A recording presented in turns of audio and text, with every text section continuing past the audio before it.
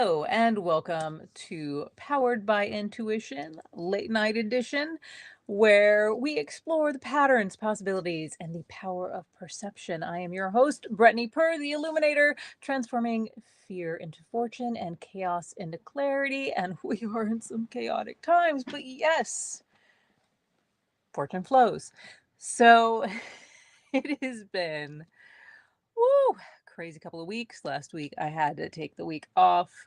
It was just too much. I was supposed to kind of take today off too, but there's been curveballs upon curveballs. So, um, just a surprise performance from the kidlet, but the kidlet is sick, so surprise performance didn't happen. So it was like, one of those roller coaster things of like, oh, you have a performance, okay, you don't, now you're sick, and now we're going to the urgent care, see what's going on. But this is life. This is what I know as being life. Like maybe your life is a lot simpler than mine, and that's okay. We each have the burdens that we can bear and the problems that we have to deal with each day without criticisms upon that. So, um, hopefully you guys can hear me over here. But with that, um, yeah, it's been a doozy. So just a lot going on. Some things that are just like handle it. I don't really I'm going to start with this because this is coming through right now. I don't see things as like negative. It's like if you're thrown a curveball, if something bad happens, there's always a way to work through it. It's not something that stops me in my tracks. It's not something that whoops. It's not something that holds me back. Like maybe I need to let loose some emotions around it, but it's not something that I'm like, oh my gosh, I'm gonna sit here and I'm gonna complain and I'm gonna just like whine about it, I'm gonna cry about it, and I'm just gonna throw myself around. Like I will take the time to do that, and then the time for that is over because I've given myself the space and time to vent, to emote, to have my emotions, and then it's handle the situation. And so that has been something that I've had to learn because no one's come to save me. And a lot of people are finding out at this point in time that no one's coming to save you either. A lot of us are at the limit of our bandwidth. So with people that typically are, the heroes, so to speak, those who do step up to help others, we're strapped. We are so just we're in high demand right now. And we cannot serve and support everybody. And if you are dealing with this situation and you are like me, you are prioritizing yourself in this time because we've got stuff to do and things to take care of. We are human beings with our own thoughts, feelings, and ways that we have self care. And either that gets respected or you're going to be on your own. And it sucks, yes, but boundaries are really important for those who serve and support others. Hey, Dion, welcome.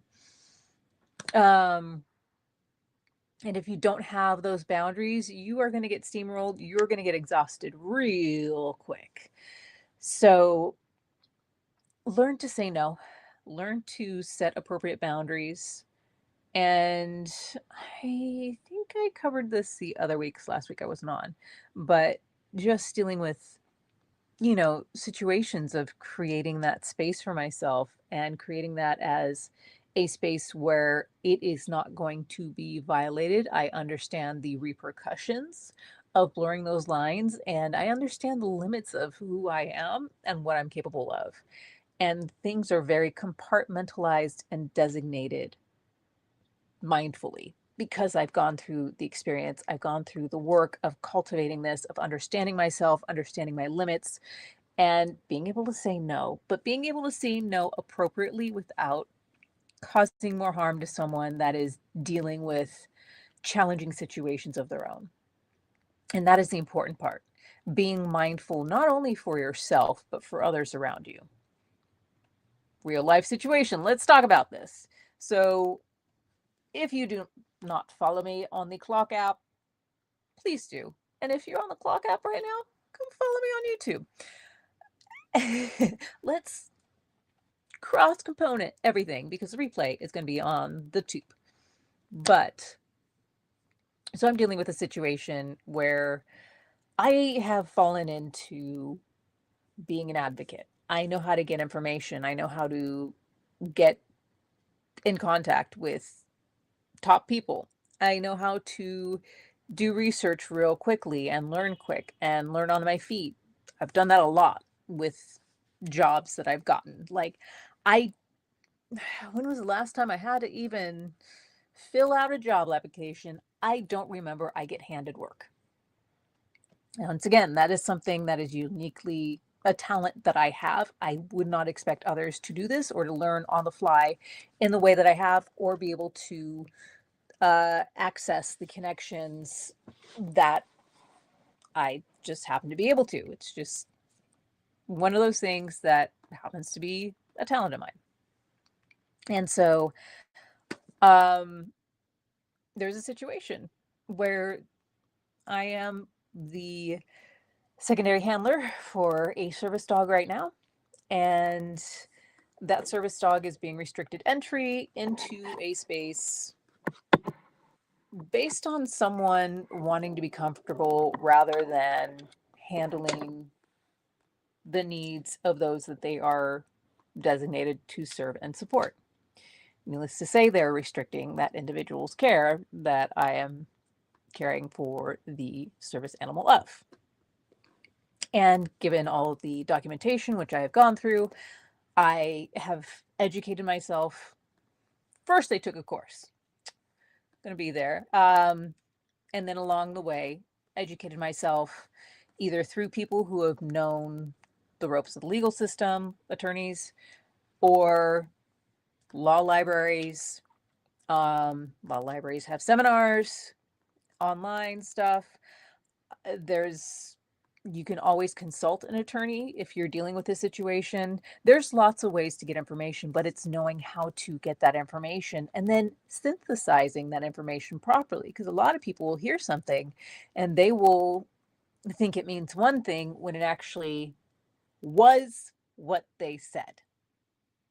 So people will interpret things to mean or extrapolate this meaning when it is a very blunt, forward-facing statement without anything between the lines, because legalese is very much like that. There are strategic ways to blur the lines, I would say, but it's just really leveraging the laws and leveraging the loopholes within the laws, because you'll find that there's either very explicit documentation or there's going to be these loopholes where people are like, I don't know. So, given the situation, obviously there are some loopholes where someone could go, and these people are trying to leverage it, but then when you fall back on other legal resources and the own policies and principles, which are broken down later on within the stipulated document within this facility, within the governance of this facility, which does, I admit, have some unique principles around support dogs, but that's not anything that would hinder someone's care unless they are in like an ICU or need PPEs, personal protective equipment, things of that nature. See, I know this terminology because I've been vicariously gaining information from people. I learn about them, I learn about their jobs, and because of that, that enhances my skill set, learning and retaining these things so that I can know what I'm talking about and incorporate this in with supporting people who need advocacy and those who are around me that do not have this sort of support. So within this situation, someone literally explicitly said that they are willing to resend support, critical support, for a friend of mine. That is not something you want to say or admit to as a nurse. And I asked very explicit questions on that. So it has become a big thing. And knowing what I know, I go to the right people that have more insight and more knowledge than me. Now I incorporate their data. I take notes, I write it down, keep everything logged from dates to instances, get names, get time, and then call the right authorities on the discourse, on the event that happened. Be very clear, be very concise and straightforward. You don't want to waste anybody's time when it comes to this stuff. And hello, Obi. Obi makes his appearance. So I know, to begin with, I know what the situation is. I know what the laws are. And because I know that, I can run off of that and then gather the rest of the information. Because due diligence, right? I know what I'm dealing with. And that started with me saying, okay, I am going to be the handler of this support dog because I have degrees in animal care. Well, not degrees, but certificates in animal care. And because of that, I am a proficient person in that. But I also am very proficient in legal discourse. I'm also very proficient in all these other things that culminate to me being the person that you don't want to mess with this situation. And I know how to pick my battles. It's the same thing of knowing how to enforce your boundaries or not. If you don't know how to enforce your boundaries, you're gunning for a losing battle. Most people would just go, okay, and just walk off and mope and not support those who come after you. And that was a very beautiful thing from the social worker that I had to deal with today, who is absolutely amazing. Like, absolutely counting my blessings with this situation because, she called it out. She was like, thank you for doing this because those who come after or those who have already dealt with this situation or those who might deal with it in the future, you are literally resolving this. And I'm like, that's why I do it. Because it's not just about supporting my friend. I know that I am supporting something immensely bigger than that. That's what happens with legal discourse. When you stand up for yourself, when you stand up and support a friend in legal discourse, you are solving problems for those who come after you because now you've set down the documentation. Now you've pretty much defined something that may have been ill-defined because there are a vast array of different experiences. And legal cases rely on the cases that come before. That is how the law is created and upheld. And most people don't understand that in the system. Am I an attorney? No. But I taught myself in this stuff. So I always suggest that you do your research, do your diligence, contact an attorney, pick their brain about something or a situation that you're dealing with and be like, hey, is this something that you can help with? And so that's that about advocacy. So now let's go on to looking at the situation in a well-rounded way. So the person who's trying to restrict the support animal, they're not educated. A lot of the people that I'm dealing with, I'm like, you do not understand that a service dog, even a support animal, even an emotional support animal, but mostly a service dog, is considered a medical device. This falls in line with the idea of how a business can have personhood. This animal, although it is living and breathing, is considered a medical device. It is a necessary medical device, which is why they are not restricted in most areas. Once again, reasonable. You don't want your service dog exposed to things like COVID. Yes, dogs can get COVID and it can harm them. So, restricting a service animal from an area like that, or from areas where that service is taken care of by the hospital, might happen. That is reasonable. That is reasonable accommodation. But they are not providing that. And going from that person's point of view, they rush to advocate for something that they were not properly taught, or they are trying to advocate for their comfort in the fact that they are maybe have a phobia of dogs. I don't know. I don't know what that person's story is. They might come from a place or from a household where dogs were a very bad thing. And they decided to refer to a service dog as just a dog. And I'm like, this is clarify, right? Because people aren't always educated on these things. Clarify that this is a service animal, period. According to the documentation, which I have here in my hands, physical documentation, that the support animal is the service dog is not to be restricted from this area. And yet they still were bent on that for their own reasons.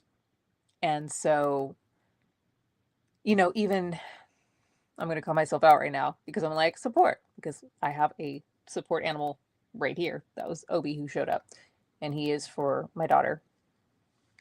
But you don't want to also mince those words. So I'm going to call myself out on that. Being in integrity. So service dogs, service animals are not to be restricted from certain areas, especially when that service is not being taken care of or supported in the way that it needs to be. On top of that, I had critical care for a test that needed to be done in the facility. And that person was very adamant about, like, the dog, excuse me, this is a service dog, needs to be out of here. And it's like, any reasonability? Because I have information that nobody else has, and you guys need to get the information. Are you restricting the care of this person? And they still went on about restricting access to the service dog.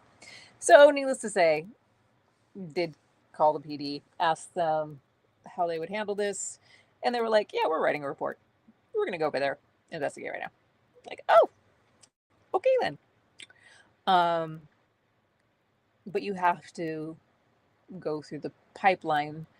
When you get information, go the next step. When you get more information, go the next step, the next step, the next step, the next step, the next step. And you will work your way to the top. And you will either have to be like, look, let's speak plainly, or, hear what they have to say, because maybe they have more information than what you have. And you have to respect that if it is the proper information. As a lot of people, I'm finding out, do not have this proper information. So there is that. And then there's always third parties. Once again, as I say, I advocate for speaking with attorneys, because a lot of them do free consultations. And if they don't do free consultations, it's like cheap. Now, granted, for some people, it might not be affordable, and I understand that. Or it might take you a while to work up having a spare $100 for, a 30-minute meeting. It's worth it. Just be prepared to ask the right questions, to be straightforward, and to get all the information you need. Ask them if you can record the session so that you have a copy of it. And that can dramatically serve and support you. And there's other ways too. Like there's the, what is it? Legal shield stuff. There's a whole bunch of avenues that can make it affordable to you with what you are dealing with. And there's always other ways of accruing income. I'm working on drafting another blog post. I do have an older one on Obscurum, but I am working on a second one as I'm testing out new apps to see how much roughly a person can make in a month to kind of like have that extra money to handle these sorts of things. But given the person who is advocating for their comfort, my guess is they hate dogs. They kind of let that slip by not listening to the fact that it is a support animal and by acknowledging that this is a, catch myself again, that this is a service dog. They refuse to acknowledge it as a service dog, period, the entire time, even after correcting them, which that's one thing. If you are going to be in a situation that requires legal input, you have to be very clear and reinstate yourself over and over and over again for clarity's sake, so that there is no blurred lines where they can be like, oh, they never told me it was a service dog. How was I supposed to know? And it's like, no, I reinstated that over and over again, and they were out of line to not acknowledge it as a service dog, which is ridiculous. And that is how I can tell that they are not educated in this and they're running on their own comfort over supporting a person that needs this medical device. And they really do, which is, that's very frustrating to deal with that situation and see that someone is willing to put their comfort over the job of caring for others. Like, if it's your job and you're making money, I'm sorry, you're going to have to figure out other ways to handle the situation. And that is what I've asked repeatedly. Like, hey, what can I do about this? What is another way of handling this situation? They have zero insight. And they're a manager. Okay. All right. I'm going to be cool as a cucumber and be kind. Like, I get it. I get there's other situations. I get that there's phobias. I get it. But they were in a space where, I mean, they do not have a way out from accessing care themselves that they obviously need at this moment. So that's kind of like the best thing I could say. Now, could I do something absolutely diabolical? Yes. It's like we are in times that are challenging, that are tough. Hello. Hi, how's it going? And if I wasn't the person that I was, thank you so much, Rafi. If I wasn't the person that I was, if I wasn't a person of my integrity, if I wasn't a person of my word, if I wasn't a person that absolutely cares about others, no matter what they're dealing with, no matter how combative they're being or how rude or inappropriate, like, that situation could go really bad for them. Story time. There is someone in a neighborhood that just was causing really a lot of harm to people around them. And this person, people are suspecting they kind of did a little bit of stuff so that they could rebuild their household, stuff that they probably shouldn't have done, stuff that they weren't really caught in. but they're halfway to building this house in this neighborhood. But they were very rude, inappropriate, crude, and ended up kind of messing with an attorney in that neighborhood, who then made things really cold for them. They have not been in that neighborhood for a while. I would never do something like that. Never. Because my integrity, my conscience is not of that nature. But that could be a possibility for that person. And it's like when we're dealing with these situations, we got to actually factor in like so much to consider. And we will always be dealing with difficult people. We will always be dealing with difficult situations. There will always be butting of heads. This is human nature. We each have our individuality, but there's always a way to work through this and work together in this scenario. There is always a way. And that's what I aspire to do, is to make that way and be reasonable and create space for everyone, because that's what I care about. And thank you. And that's what matters to me, because we don't have community, we don't have society if we are sitting there unwilling to meet people where they're at and unwilling to be reasonable in meeting each other's needs in a way that's appropriate. There are inappropriate ways of that. I'm talking about the appropriate ways, okay? I know this is Powered by Intuition Late Night, but get your head out of the gutter, okay? And so this is something that is discussed in the book with the worst title, but it's a very wise book. It's called How to Win Friends and Influence People. And it's not at all about winning friends and dehumanizing them or influencing people. It's about figuring out what each other's needs are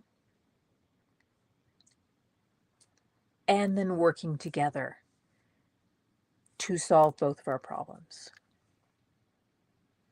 So, for example, in the situation with the service dog, maybe that person needs to not be in the space or needs to not see the service dog.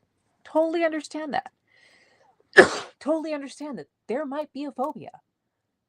I don't know what that person's deal is. I don't know. And it's not my right to know. But it is the right of the individual who has the service dog to be attended by their service dog. So how do we work through a phobia? Well, maybe I schedule the time to show up with that service dog, and they're out on lunch or out on a break. And I could text them being like, hey, I'm out. And they can come back.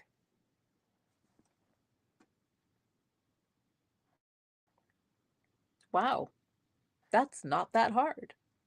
It's twice a week. About 45 minutes, longest 1 hour. That's it. That is it, in a public area where anybody could walk in having any disease. PPEs are not mandated. Person was like, well, there's allergies. Well, I deal with allergies too.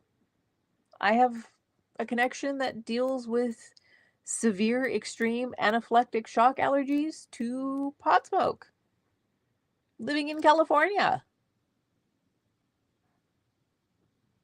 They have to deal with that. You can't control the world around you. If you have allergies, be prepared to support someone with allergies, especially if you're in a facility that touts medical care to a degree. It's not a hospital. Are you telling me that you're not prepared for this? Because that's what you're saying. And people don't think about that. People jump to embarrass themselves. And I see this so often online. And yes, I've done it too. But you know what? When I get called out on it, I go, whoops, I made a mistake. I am so sorry. And you know what that does? That actually creates connection. When someone can say, hey, I messed up. Now you've built at least an ounce of trust. Because you can admit to messing up and doing something wrong. And you have now admitted to the fact that you're willing to learn and go the extra step to make sure that you acknowledge that person and that you are willing to acknowledge your mistakes and not just sweep it under the rug and do something else. Now, have I done that? Yes. And it's messed up when I figure out, like, oh, wow, that was really inept of me. Stuff not taken care of, stuff not handled. It's like leaving a chain link open when you can't say, oops, I made a mistake. Let's close this. Let's remedy this. Let's fix it. Let's move forward. It's done. But when you're not willing to admit to a mistake, you're leaving that chain link wide open, the weakest link, because it's just broken. It's never fixed. So when people rush to embarrass themselves, talk about things that they have no idea about, make up stuff, and never really do the work to educate themselves. This is in advocacy. This is in whatchamacallit? I'm blanking on the other word. But when we are supporting others, we need to know how to have the right information and not embarrass ourselves and not embarrass them, so that we can actually stand on solid ground instead of on shaky principles or a misunderstanding. Because when you're standing on shaky principles, how are you? You're not going to stand. You're going to fall and you're going to fail. The results are testament to you knowing what you're talking about. So if you are providing results that work, that are successful, it's likely that even if you don't know everything, you don't need to know everything. You just know how to find the right information if you don't know everything. But you have to have a solid foundation, solid foundational understanding. And there is always space for misunderstanding. And there is always ways to work through something. And there's always ways to tell when someone is not acting from a right space. So really listen, really pay attention.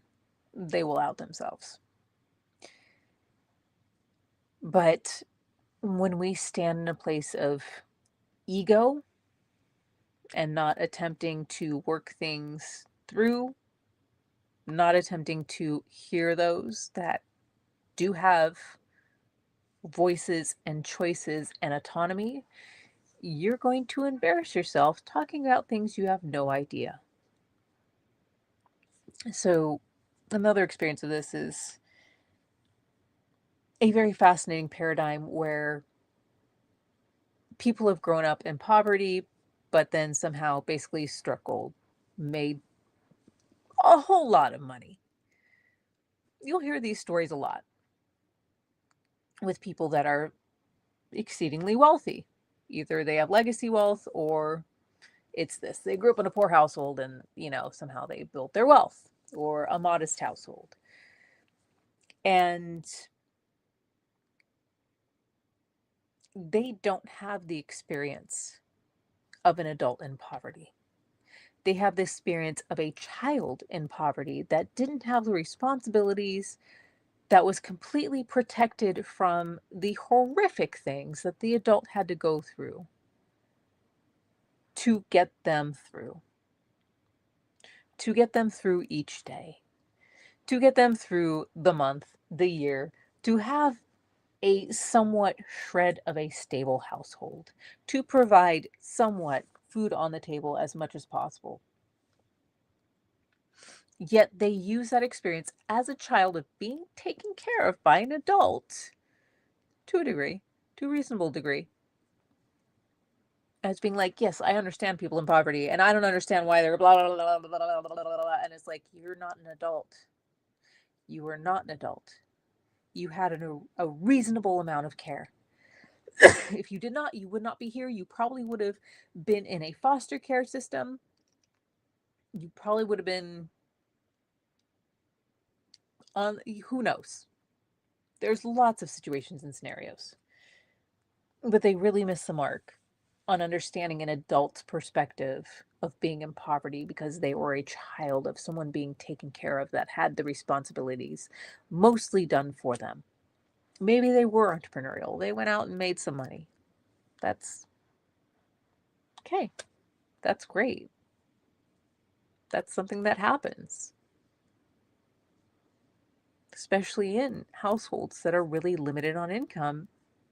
The youth end up finding some sort of work, gigs, become very entrepreneurial, creatively entrepreneurial for that reason. But there's still a reasonable amount of care. It's not like they're paying the water bill. It's not like they're calling up or getting calls from debt collectors. It's not like they have to deal with that stuff. It's a very different situation from being a child to being an adult and providing for a child.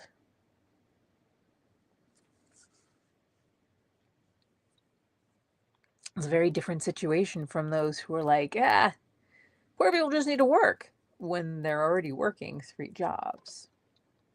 Or maybe they're on the street and they have no access to a printer or how to find work because everything's online and they don't really have access to online. Oh, by the way, they don't have an address. They don't have a phone number. How are they supposed to get work without any of the things that we take for granted every day? And that's where those people really embarrass themselves. And we can't be afraid to call them out on this stuff. It's really time to. It's really time to go, wow, that's pretty embarrassing that you don't understand that they don't have access to these normal mundane things that you have. Bet you didn't think about that, huh? Wow. That's really embarrassing. How are they supposed to do that? Are you going to give them a job? Go for it. Yeah, definitely hire them. You want them to go get a job? Great, hire them. Put them work. I mean, you're here with that solution, right? It's that simple. Great. Just hand it to them. Go for it. They won't do it. They just have no idea and they are jumping to embarrass themselves. And there's a lot of scenarios where people do that. It's running from a space of ego, pretentiousness, whatever.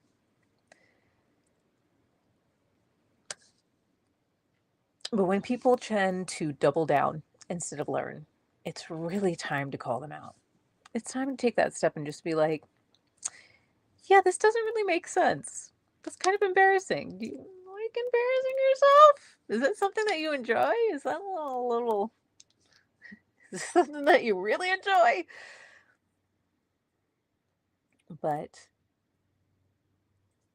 I think we've covered a lot in this so far. Don't be afraid to step up and ask questions.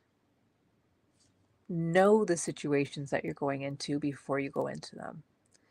Know the ramifications of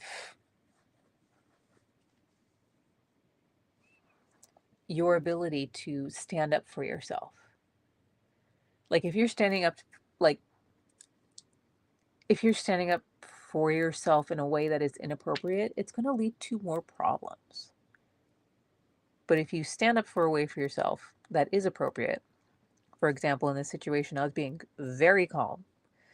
And then I was asking those specific questions of, I need documentation that you are restricting access to a service dog for this individual. There was no asking of what actions the service dog performs. There was nothing, no reasonable accommodation given, no acknowledgement that this is a service dog. You denied to acknowledge that it is a service dog. Like, on that ground, that's just not a good situation at all. And then furthermore, asking, are you denying the critical care for this individual because I am the only one with the information to run this device at this moment? And that person was completely irrational and not listening to the fact that I had changed the subject. I even acknowledged, hey, we're on a different thing right now as to the purpose of why I'm here right now. Oh, and by the way, I was called by the social worker because you guys couldn't get someone in here. I wasn't even supposed to be there that day. Not looking so good. So, given those situations, it's like, why would you want to embarrass yourself further? Instead of standing on that principle, just be like, hey, let me call my boss real quick. Let me sort this out. There was none of that. Completely inappropriate. So, before you dig your own grave, so to speak, because when it comes to service dogs, that's a big no-no. Huge no-no. That is a really not so good situation. And it goes really bad. You can look up those legal cases on that. So don't do it. Know what you're talking about. But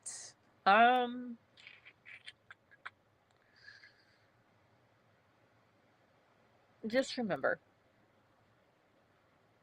to be an advocate, you need to know what you are talking about.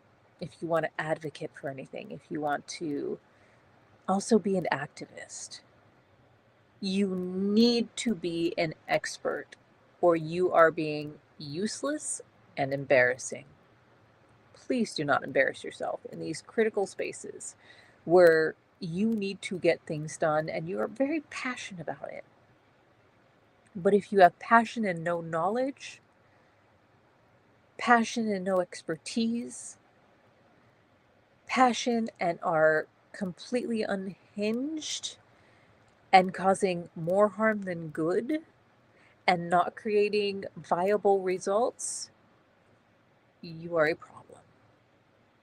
Don't do it. Okay. So please do your research. If you need help on learning how to research, if you want a little extra support on that, I do have the Resilience Journal that'll support. Or feel free to ask questions in the chat, and I am here to help. And I'm talking about those who are watching the recording, and just let me know how I can serve it and support you, or if there's any topics that you would like to know more about.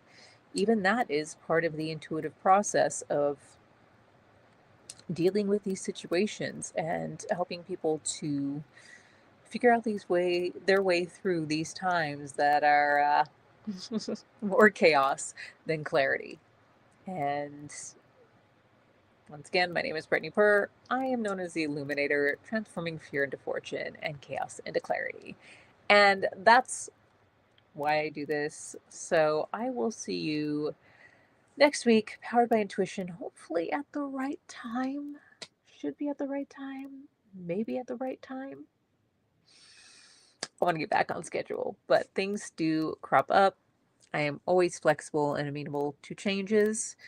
So bear with me on that. But I am also working on the consistency of showing up every Thursday night, sometime, to serve and support you.